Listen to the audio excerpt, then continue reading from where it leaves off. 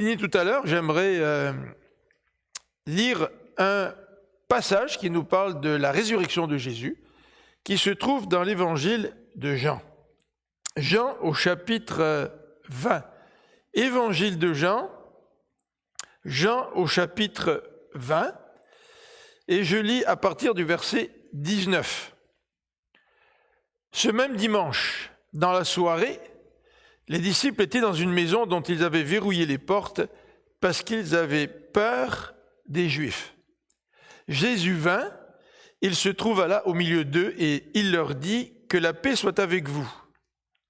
Tout en disant cela, il leur montra ses mains et son côté. Les disciples furent remplis de joie parce qu'ils voyaient le Seigneur. « Que la paix soit avec vous », leur dit-il de nouveau. « Comme le Père m'a envoyé, moi aussi je vous envoie. » Après avoir dit cela, il souffla sur eux et continua. « Recevez l'Esprit Saint. Ceux à qui vous remettrez leurs péchés en seront tenus quittes, et ceux à qui vous les retiendrez en resteront chargés. » L'un des 12, Thomas, surnommé le jumeau, n'était pas avec eux lors de la venue de Jésus. Les autres disciples lui dirent « Nous avons vu le Seigneur. » Mais il leur répondit « Si je ne vois pas la marque des clous dans ses mains, si je ne mets pas mon doigt à la place des clous, et si je ne mets pas la main dans son côté, je ne croirai pas. » 8 jours plus tard, les disciples étaient de nouveau réunis dans la maison. Cette fois-ci, Thomas était avec eux. Jésus vint, alors que les portes étaient verrouillées. Il se tint au milieu d'eux et leur dit « Que la paix soit avec vous. » Puis il dit à Thomas « Place ton doigt ici, vois mes mains, avance ta main et mets-la dans mon côté. Ne sois donc pas incrédule, mais crois. » Thomas lui répondit « Mon Seigneur et mon Dieu. » « Parce que tu m'as vu, tu crois, lui dit Jésus. Heureux ceux qui croient sans avoir vu. » Jésus a accompli sous les yeux de ses disciples encore beaucoup d'autres signes miraculeux qui n'ont pas été rapportés dans ce livre. Mais ce qui s'y trouve a été écrit pour que vous croyiez que Jésus est le Messie, le Fils de Dieu, et qu'en croyant, vous possédiez la vie en son nom. J'aimerais que nous puissions prier ensemble. Seigneur, notre Dieu, merci pour ces récits par lesquels nous voyons que tu es vraiment ressuscité. Après ta mort et ta résurrection, Seigneur, tu es apparu à plusieurs reprises, à plusieurs personnes, à des petits groupes, à des individus, à des groupes plus importants. Et Seigneur, nous voudrions te demander ce matin de solidifier notre foi en la résurrection. Merci Seigneur, parce que tu es ressuscité. Seigneur, nous voulons aussi mettre devant toi toutes les personnes de notre Église qui souffrent dans leur santé. Nous pensons à ceux qui souffrent aussi de la Covid. Merci pour notre frère Éric que tu as guéri. Nous te prions pour son épouse. Nous te prions aussi pour Monique. Seigneur, que tu mettes ta main sur ses frères et sœurs. Nous prions pour tous ceux qui souffrent de différents maux. Seigneur, nous voulons aussi te remercier pour la générosité des frères et des sœurs qui continuent à soutenir l'Église malgré la situation qui est la nôtre. Et nous te prions, Seigneur, pour que tu puisses nous donner toujours davantage de patience. Cette patience qui produit la persévérance. Seigneur, donne-nous cette patience alors que nous sommes confinés, alors que notre société est pratiquement arrêtée. Seigneur, donne-nous de la patience et permets-nous de persévérer dans ces gestes de protection dont nous avons tant besoin. Nous voulons aussi te prier, Seigneur, pour toute la situation dans les CHLSD. Seigneur, dans les maisons de retraite. Seigneur, pour ces personnes âgées qui tombent malades. Pour ces personnes qui travaillent dans le domaine médical et qui risquent leur vie. Nous te prions pour la famille de cette préposée qui est décédée. Seigneur, qu'au travers de cette pandémie, les gens puissent te découvrir comme un Dieu de compassion, comme un Dieu d'amour, et qu'ils puissent te chercher, et qu'ils puissent venir à toi, et qu'ils puissent rencontrer le Christ ressuscité dans leur vie, tout comme Thomas a pu le rencontrer. Donc Seigneur, ouvre notre cœur à ta parole ce matin, nous t'en prions, au nom de ton Fils Jésus-Christ. Amen. Donc dans le texte que nous venons de lire, nous assistons à deux apparitions de Jésus. Jésus qui apparaît tout d'abord à des disciples, donc certainement les 11 et aussi d'autres disciples. Et par la suite, une semaine plus tard, nous avons le récit de l'apparition de Jésus, de nouveau devant les disciples, mais une apparition qui s'adresse particulièrement à Thomas. Thomas qui était absent lors de la première apparition de Jésus. Alors j'aimerais ce matin regarder avec vous cette première apparition de Jésus, ainsi que la deuxième apparition de Jésus. Mais entre les deux, j'aimerais mettre l'accent sur la mission que Jésus confie à ses disciples. Donc j'aimerais vous proposer une approche toujours en 3 étapes, avec la première apparition de Jésus, tout d'abord, la mission que Jésus confie en ses disciples ensuite, et puis pour terminer par la deuxième apparition de Jésus, en particulier destinée à Thomas. La première apparition de Jésus, elle nous est relatée dans les versets 19 à 22. Et le contexte du passage que nous avons lu se décrit d'une manière assez particulière l'apparition, ou plutôt l'épisode de Marie de Magdala qui s'en va au tombeau. Dans les versets 1 et 2 de l'évangile de Jean au verset 20, il nous est dit que le dimanche matin, donc nous sommes toujours le dimanche matin, très tôt, Marie de Magdala se tient au tombeau, et c'est encore, il faisait encore nuit, donc c'est très tôt le matin, et elle vit que la pierre fermant l'entrée du sépulcre avait été ôtée de devant l'ouverture. Alors elle courut prévenir Simon, Pierre et l'autre disciple, celui que Jésus aimait. « On a enlevé le Seigneur de la tombe, leur dit-elle, et nous n'avons aucune idée de l'endroit où on l'a mis. » Donc Jean passe assez vite sur cet épisode, les autres évangiles donnent d'autres détails, et il enchaîne tout de suite au verset 3, en décrivant la venue de Pierre et Jean au tombeau. Donc Marie de Magdala vient prévenir Simon, Pierre et l'autre disciple, c'est-à-dire Jean. Jean porte le nom ou se décrit lui-même en utilisant l'expression l'autre disciple. Donc tous les deux, le verset 3 nous dit, se rendirent au tombeau. Ils couraient tous les deux ensemble.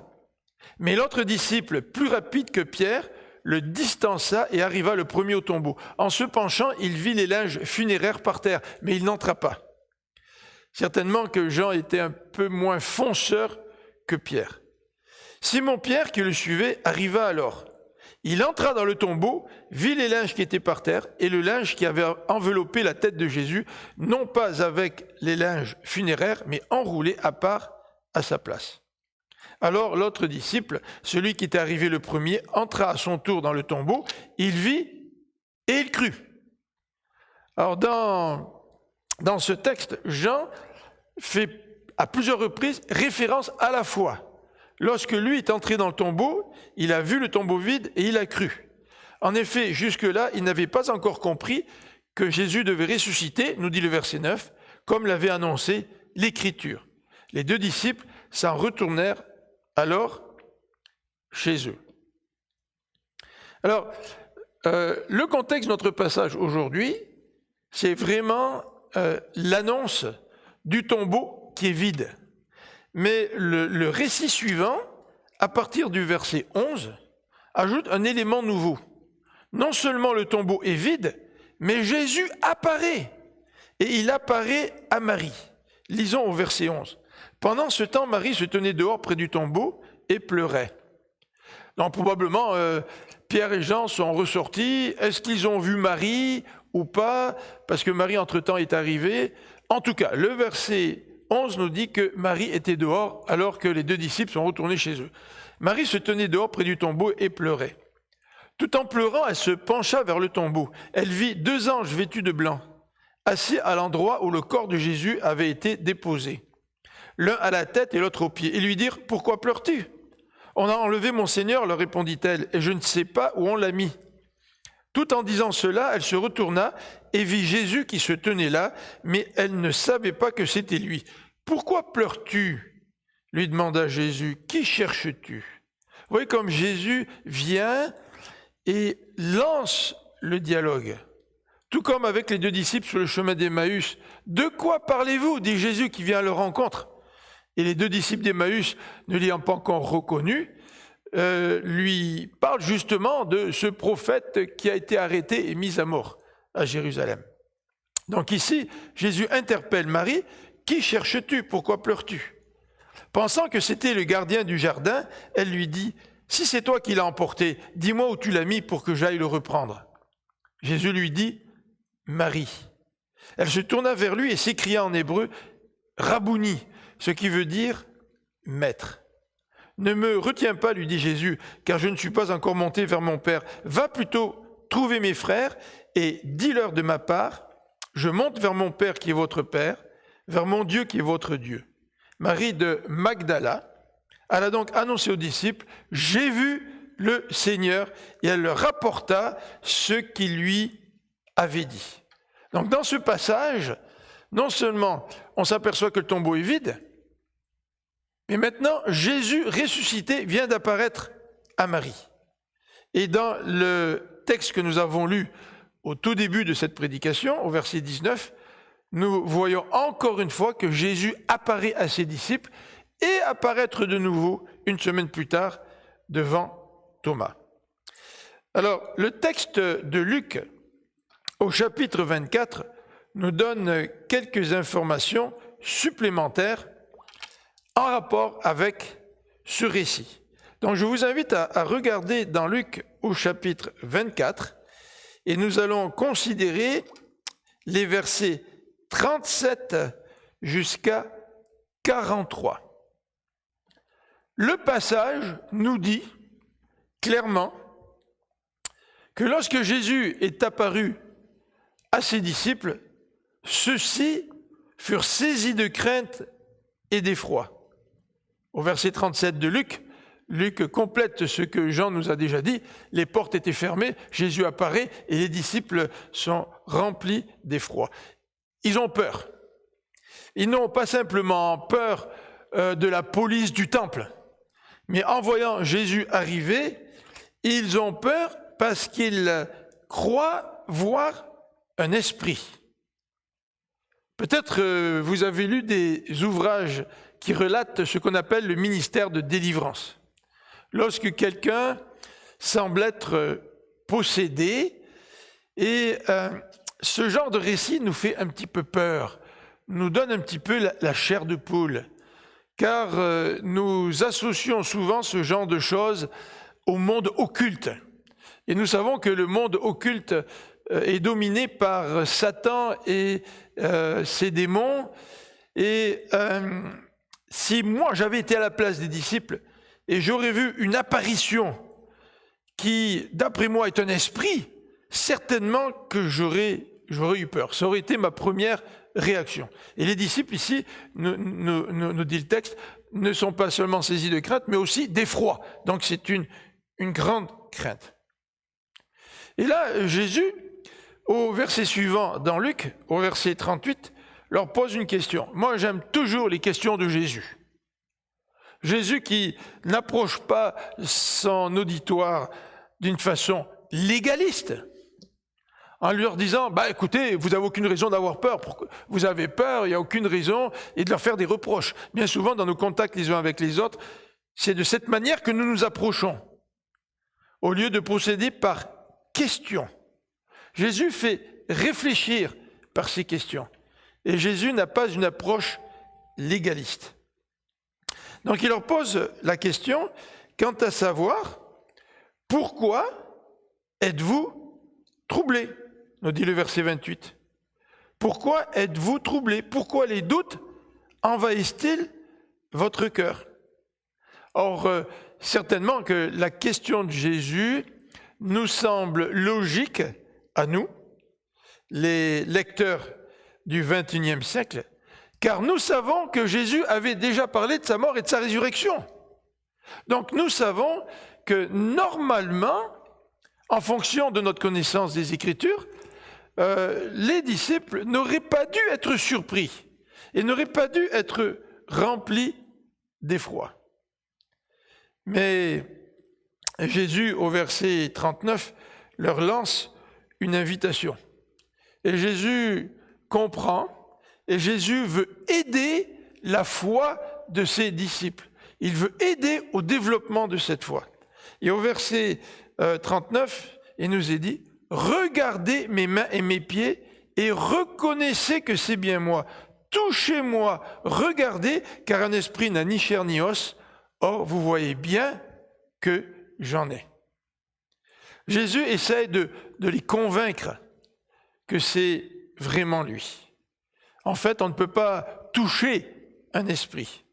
Et Jésus veut non seulement qu'ils voient de leurs yeux, non, Jésus veut non seulement qu'ils reconnaissent par la vue, mais Jésus veut aussi que ses disciples le touchent et qu'ils sentent que son corps, qu'ils sentent sa chair, qu'ils sentent ses os.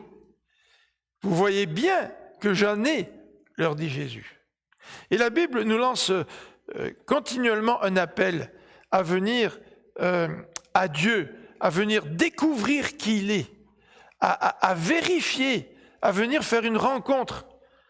Déjà dans les psaumes, on nous dit voyez et goûtez combien l'Éternel est bon. La parole de Dieu ne veut pas simplement nous présenter un enseignement théologique, mais la parole de Dieu veut que nous puissions vivre, expérimenter ce qu'elle enseigne. Et c'est à ce moment-là que notre foi devient véritable, lorsque nous expérimentons ce que la parole de Dieu nous dit. Mais la foi des disciples, ici, c'est une foi en développement. Luc 24, au verset 41, nous dit ils étaient si heureux, et voyez le contraste, qu'ils ne parvenaient pas à croire et restaient dans l'étonnement. Ils étaient si heureux qu'ils avaient de la difficulté à croire. Alors Jésus leur demanda, avez-vous quelque chose à manger? Et ils lui présentèrent un morceau de poisson grillé. Il le prit et le mangea sous leurs yeux. Puis il leur dit, pour appuyer donc sa démonstration, voici ce que je vous ai dit quand j'étais encore avec vous. Il faut que s'accomplisse tout ce qui est écrit de moi dans la loi de Moïse, dans les prophètes et dans les psaumes. Au lieu de commencer par ces paroles-là, Jésus finit par ces paroles-là. Et au contraire, Jésus les aide à développer leur foi.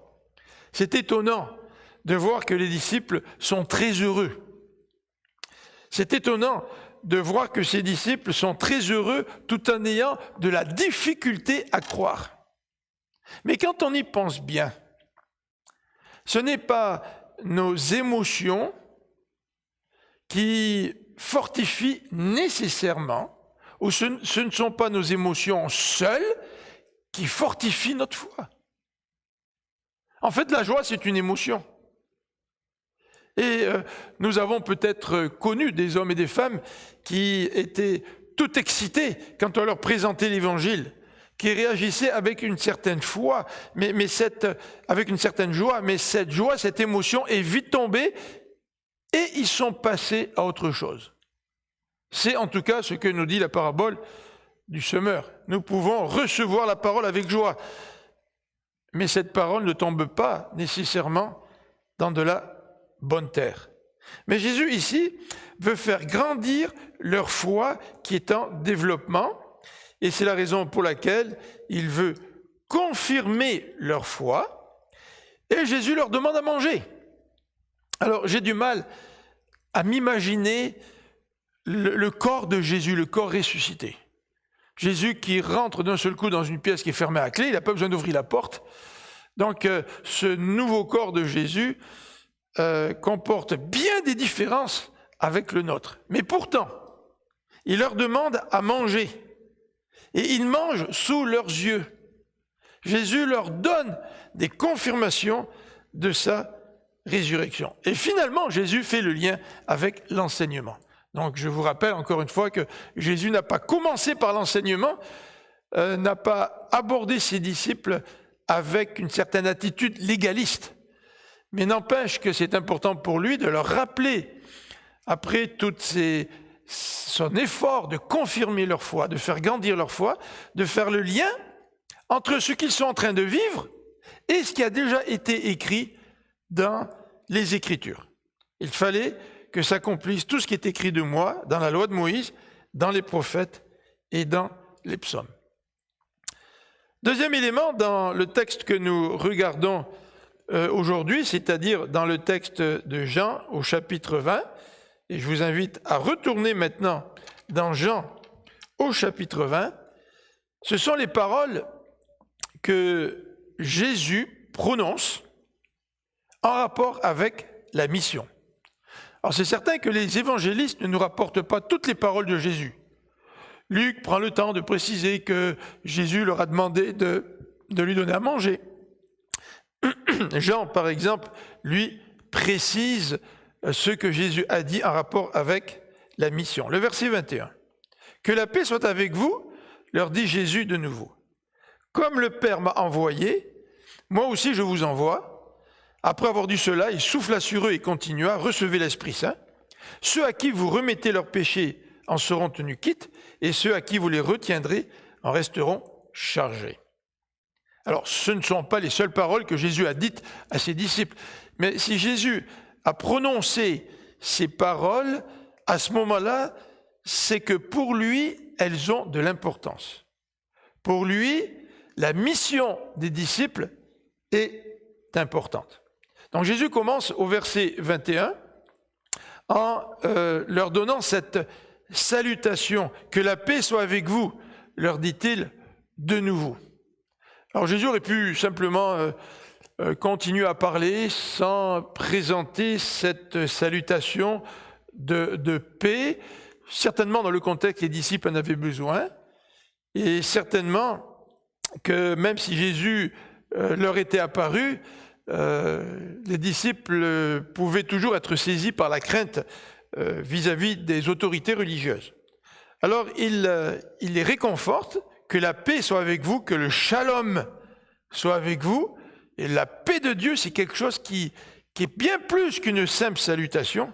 Le shalom de Dieu, c'est une bénédiction qui nous enveloppe et qui affecte notre être tout entier. Alors Jésus dit, moi aussi, je vous envoie. Donc tout de suite, Jésus met l'accent sur une mission. Jésus ne veut pas que les disciples restent tournés sur eux-mêmes, mais il les envoie. Il les envoie vers l'extérieur. Et Jésus les envoie en faisant allusion au modèle du Père. Comme le Père m'a envoyé, moi aussi, je vous envoie. Donc le disciple n'est pas plus grand que le maître. Si le maître était envoyé et que le maître nous envoie aussi, eh bien Jésus s'attend à ce que nous aussi, nous puissions accepter cette mission. Et dans le cadre de cette mission, Jésus va parler de deux éléments, le Saint-Esprit et le pardon des péchés. Verset 22. Après avoir dit cela, il souffla sur eux et continua, recevez l'Esprit Saint. Alors, est-ce que les disciples ont reçu, enfin qui étaient en tout cas dans cette pièce, est-ce qu'ils ont reçu l'Esprit Saint à ce moment-là? Nous savons, d'après les Actes des Apôtres, que l'Esprit a été donné dans Acte 2 et que, expressément, les disciples devaient attendre la venue du Saint-Esprit. Est-ce que Jean est en train de contredire le texte des Actes des Apôtres au chapitre 2? En fait, lorsqu'on y réfléchit un petit peu, dans l'Ancien Testament, les prophètes utilisaient parfois des actes prophétiques, c'est-à-dire qu'ils appuyaient leur prédication, leur message par des actes prophétiques ou même des mimes. Ils mimaient une petite scénette qui illustrait le message qu'ils allaient proclamer. Ceci, évidemment, pour des raisons pédagogiques. Et dans Jérémie chapitre 13, nous avons un exemple qui nous est donné. Le voici. L'Éternel parle à Jérémie, « Va t'acheter une ceinture de lin, mets-la autour de ta taille, mais ne la mouille pas. Je m'achetai donc la ceinture, comme l'Éternel me l'avait demandé, et me l'a mis autour de la taille. L'Éternel me parla une seconde fois pour me dire, « Prends la ceinture que tu as achetée et que tu portes à la taille, et mets-toi en route, va jusqu'au Pérat, et là, enfouis-la dans une fente de rocher. Je partis donc et je cachai la ceinture près du Pérat, comme l'Éternel me l'avait ordonné. Après bien des jours, l'Éternel me dit, mets-toi en route, retourne sur les bords du Pérat, et reprends la ceinture que je t'ai ordonné de cacher là-bas. Je me rendis donc près du Pérat, je fouillai, et je pris la ceinture à l'endroit où je l'avais cachée. Mais elle était tellement abîmée qu'elle ne pouvait plus servir à rien. Alors l'Éternel me parla en ces termes, « Voici ce que déclare l'Éternel, c'est de cette manière que je vais abîmer ce qui fait la fierté des Judéens, la grande fierté de Jérusalem. » Donc le prophète va apporter un message, et Dieu illustre ce message. Dieu, tout comme la ceinture a été abîmée, Dieu va abîmer, en quelque sorte, Dieu va punir le peuple de Juda.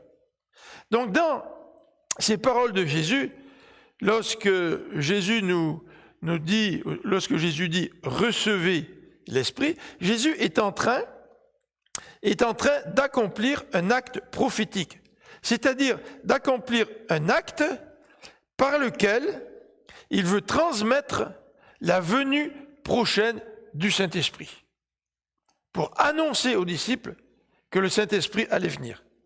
En fait, si vous lisez notamment dans Jean 15, verset 3, Jésus dit, en parlant de ses disciples, qu'ils ont été purifiés. Et dans Jean 13, Jésus fait aussi allusion à cela. Et ce n'est pas le sujet de notre étude ce matin, mais nous croyons que les disciples ont été régénérés avant de recevoir le Saint-Esprit.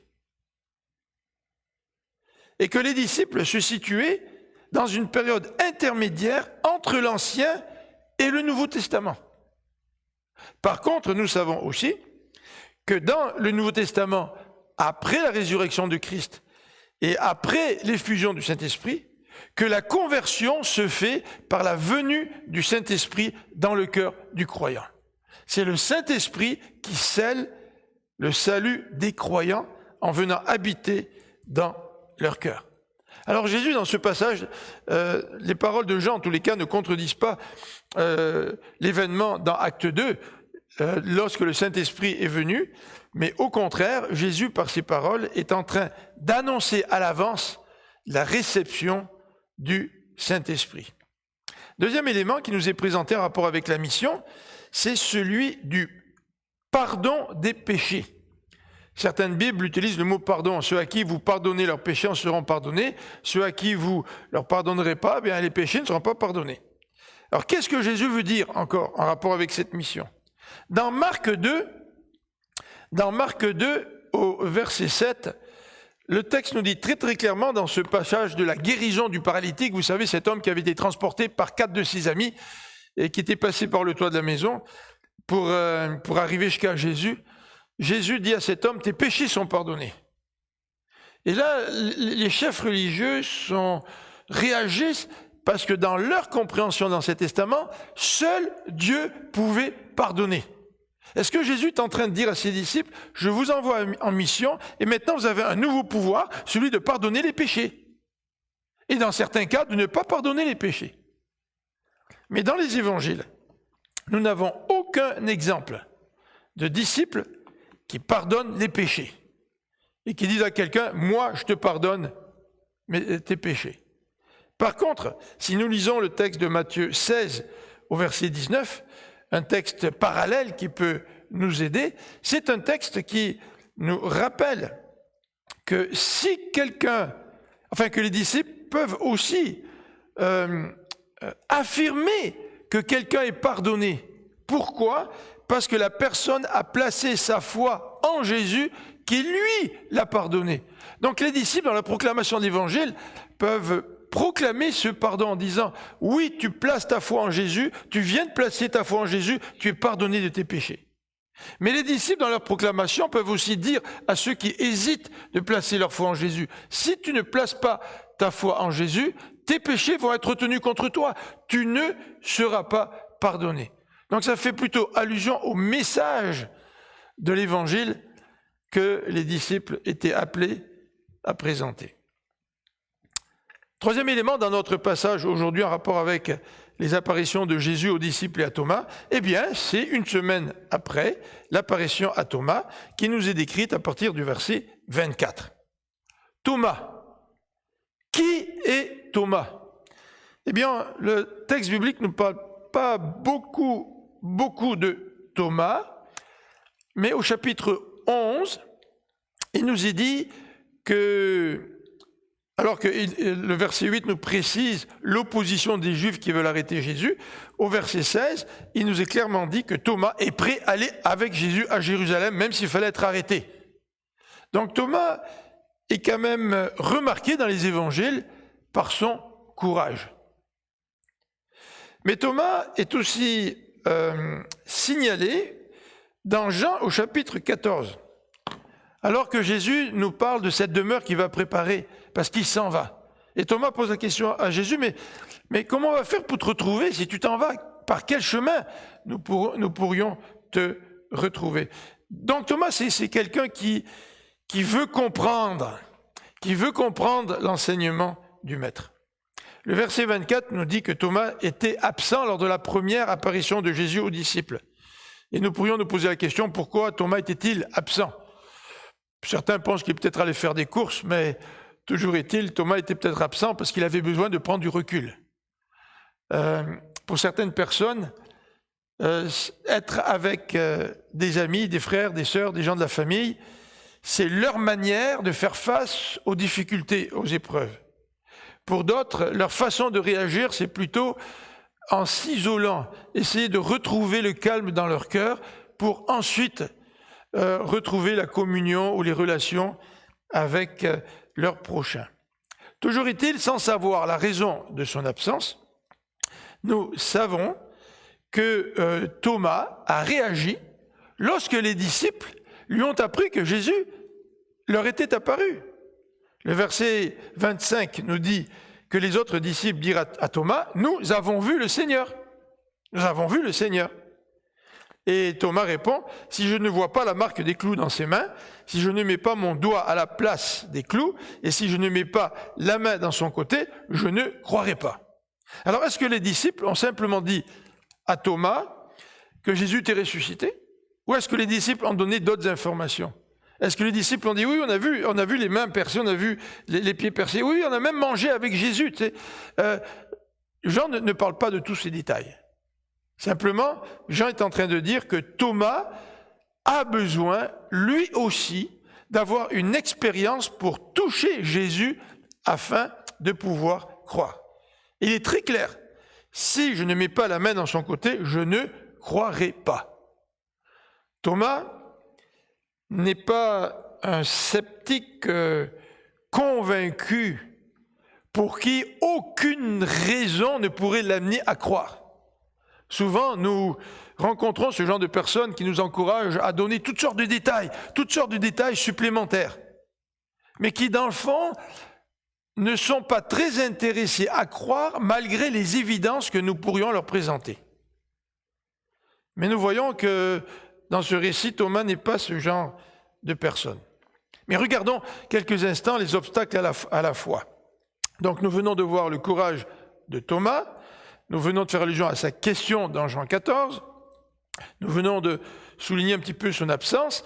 Regardons maintenant les obstacles à la foi de Thomas. Donc nous venons de mettre l'accent sur sa demande, ses conditions en quelque sorte. Et Jésus va tenir compte de l'argumentation de Thomas. Jésus va venir et Jésus va carrément le prendre au mot, comme nous allons le voir dans quelques instants. Donc voilà les conditions de Thomas que nous venons de décrire, mais nous pourrions penser à d'autres conditions que les gens évoquent pour ne pas croire en Jésus. La première objection que j'aimerais vous présenter, j'aimerais en présenter deux, il y en aurait certainement plus, mais j'aimerais vous en présenter deux. La première, c'est que Jésus n'était pas vraiment mort. Alors certaines personnes disent que en fait, Jésus sur la croix s'est évanoui, mais qu'il n'était pas vraiment mort, et qu'à un moment donné, il est sorti du tombeau par lui-même, et c'est la raison pour laquelle il a pu apparaître aux disciples, et qu'il a pu apparaître à plusieurs reprises dans les récits des évangiles. Alors cette objection représente tout de même plusieurs problèmes. Pourquoi Jean, dans son texte, nous dirait que Jésus arrive dans la maison qui est fermée à double tour et qu'il apparaît soudainement sans être passé par la porte? Alors donc, est-ce que Jean est en train de mentir? Est-ce que la prédication des disciples repose sur des mensonges? D'autres réponses à cette objection, c'est de se rappeler les souffrances de Jésus. Jésus avait été tellement affaibli par les souffrances qui lui avaient été infligées par les soldats qu'il n'a même pas eu la force de porter la croix jusqu'au mont du Calvaire.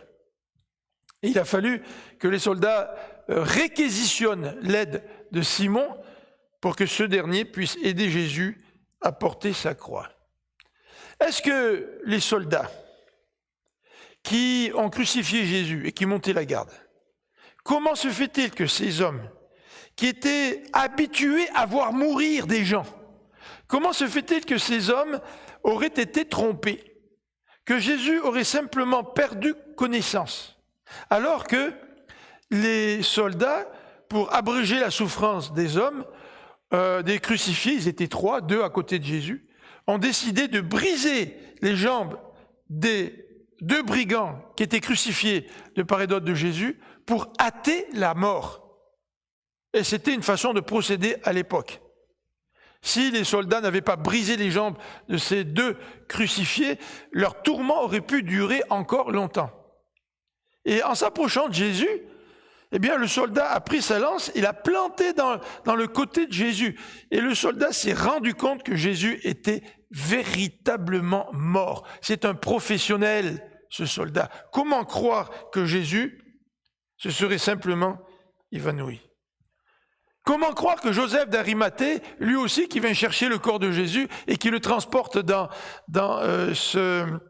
cette tombe, comment Joseph d'Arimathée aurait-il pu lui aussi se laisser tromper?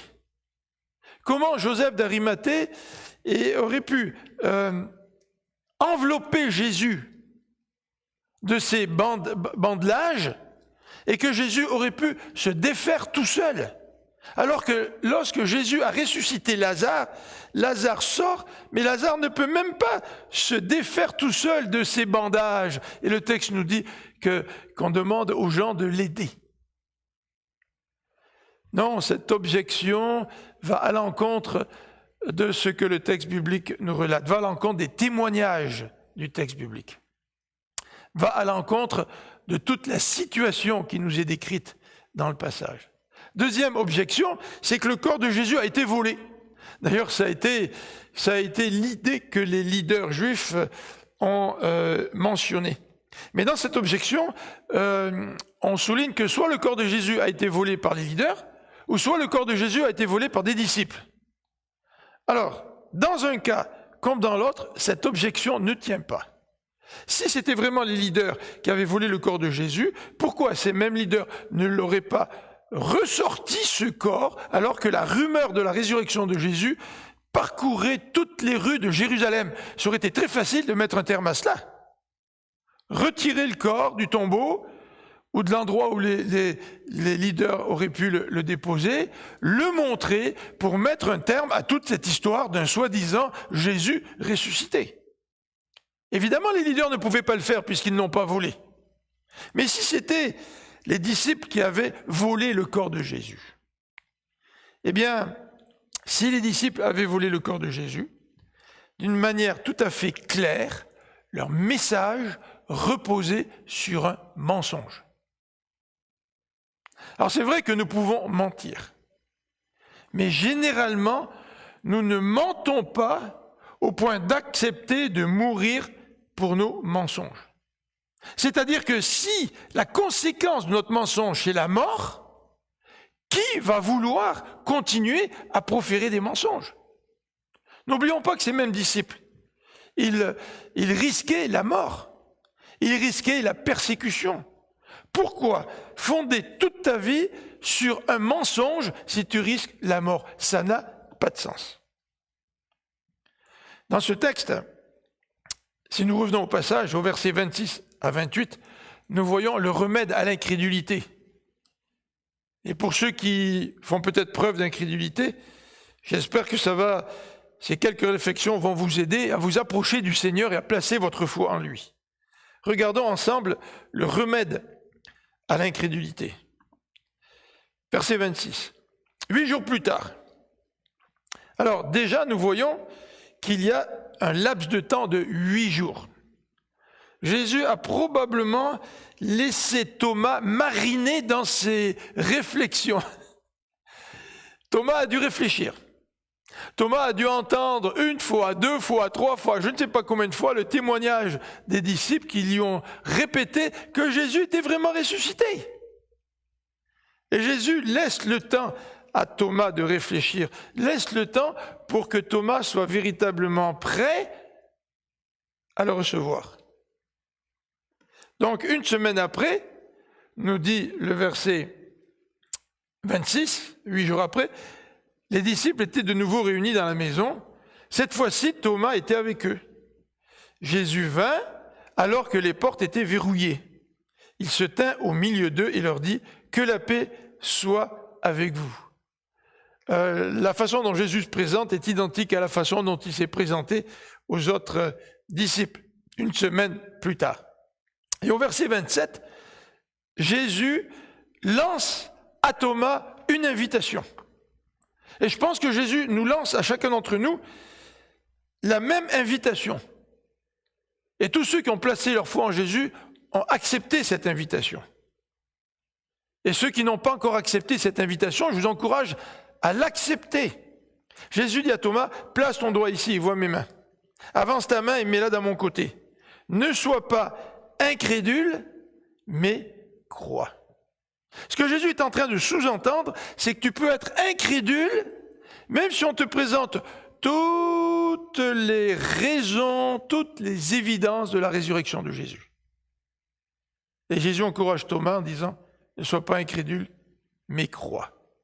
Et automatiquement, au verset 28, nous voyons l'expression de la foi de Thomas, Thomas qui s'écrie en disant « Mon Seigneur et mon Dieu ».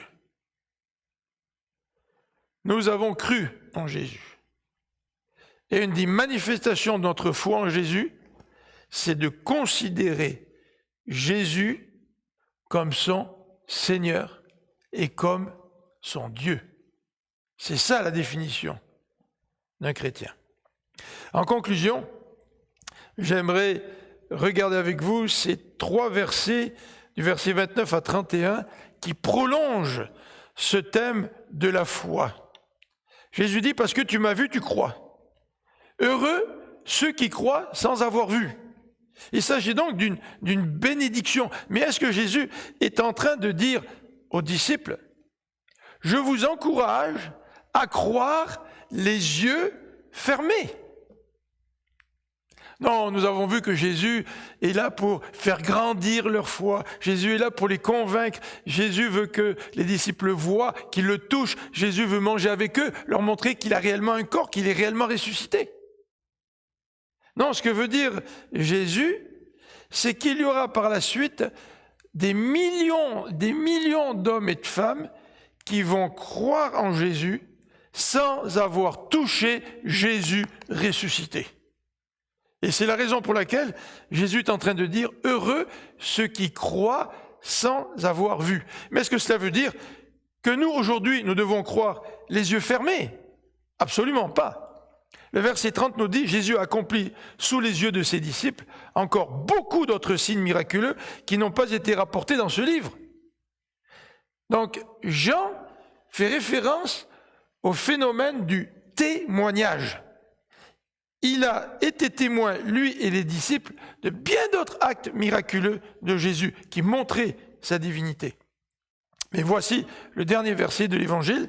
« Mais ce qui s'y trouve a été écrit pour que vous croyiez que Jésus est le Messie, le Fils de Dieu, et qu'en croyant, vous possédiez la vie en son nom. » Jean est en train de parler d'un témoignage écrit. Le but de son témoignage, c'est de nous convaincre que Jésus est le Messie, que nous puissions nous aussi le recevoir dans notre vie, et qu'en croyant, nous possédions ce qu'il appelle dans l'évangile de Jean la vie éternelle. Jean n'est pas le seul témoin. Il a eu d'autres témoins. Et aujourd'hui, le témoignage est aussi un élément fondamental dans nos rapports les uns avec les autres. En cours, nous acceptons des témoignages qui se corroborent. Et nous rejetons les témoignages qui se contredisent. Jean est en train de dire, vous avez suffisamment de raisons de croire que Jésus est le Fils de Dieu à cause des témoignages, à cause du témoignage que moi je vous ai donné dans mon évangile, mais par extension à cause des témoignages de toutes les Écritures. Et Jean ajoute cet élément expérimental. En fonction de ce témoignage, tu peux croire. Et non seulement tu vas croire et tu peux croire que Jésus est le Messie, mais ce Messie peut te donner la vie éternelle. Est-ce que tu as reçu cette vie éternelle? Est-ce que tu as placé ta foi dans ce Jésus qui est vivant et qui veut vivre en toi? Et si c'est le cas, tu as en plus des témoignages que tu as entendus ou lus, tu as en plus un témoignage personnel, une expérience personnelle que ce message est vrai. Nous avons célébré la résurrection de Christ il y a un dimanche. Mais j'espère que vous vivez tous la réalité de la résurrection de Jésus dans votre vie, par la foi au ressuscité. Prions ensemble.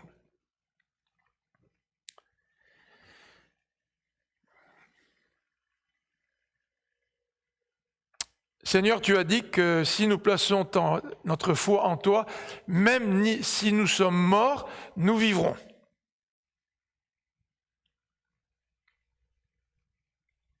Seigneur, merci pour cette vie éternelle. Merci parce que, en tant que croyants, nous ne venons pas de nulle part pour vivre et aller nulle part. Mais qu'au contraire, nous reconnaissons que tu es le Dieu créateur. Le Dieu créateur qui pardonne nos péchés. Le Dieu créateur qui nous donne la vie éternelle. Le Dieu créateur qui nous donne une direction, qui nous amène de jour en jour plus près de cette cité céleste, de cette communion éternelle avec Dieu, de ce paradis passé en ta présence. Donc Seigneur, merci. Merci parce que tu es ressuscité. Merci parce que tu as vaincu le dernier ennemi. Et nous voulons te louer et te célébrer pour cela. Et nous voulons placer en toi notre confiance pour le pardon de nos fautes et pour recevoir le don de la vie éternelle. Amen.